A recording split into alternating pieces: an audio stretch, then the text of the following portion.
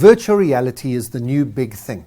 People walking around in those helmets, the Samsung Gears and Microsoft HoloLenses that allow them to enter into a three-dimensional world.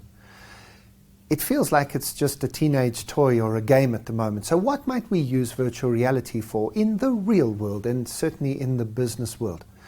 Well, the obvious starting point would be in communication. This is the next step forward in having virtual meetings, in having conference calls. If everybody is able to put on one of those helmets and log into a particular code or reference point on the internet, you can all meet each other in a central virtual location.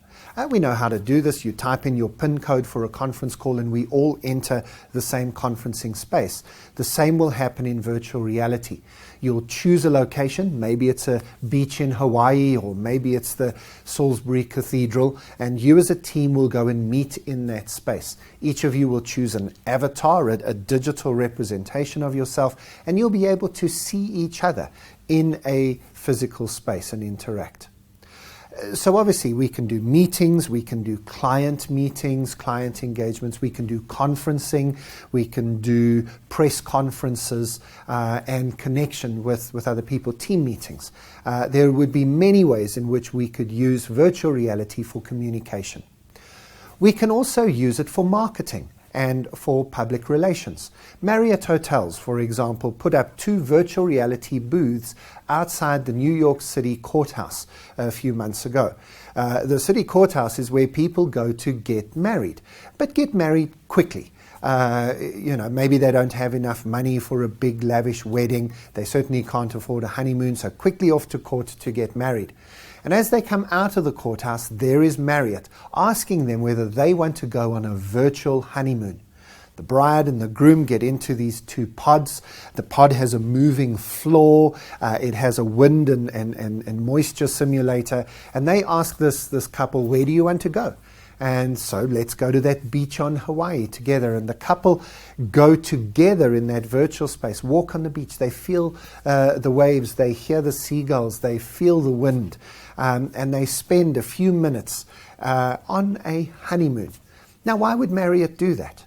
Well, maybe sometime in the future when that couple has got enough money to actually go on a honeymoon, well, maybe they'll remember it was Marriott who gave them that first experience, and it would probably be a Marriott hotel that they go to.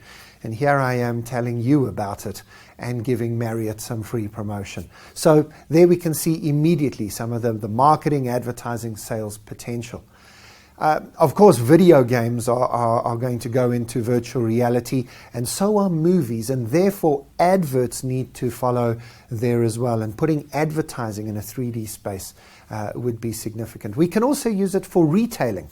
If you are wanting to get people to experience your product, this might be selling a car, for example. I know that Volvo already have a virtual reality app where you can sit inside a Volvo, look around you, look up and down, get the feeling and the experience of what it's like to be in one of their cars. And so the list goes on and on. Virtual reality is not just a teenage toy. It's not just the new gaming console.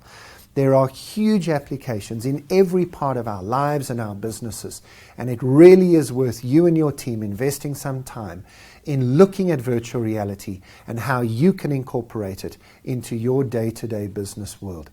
If you need some help in thinking this through or would like to speak to one of our team about how you can use virtual reality, we'd love to help you.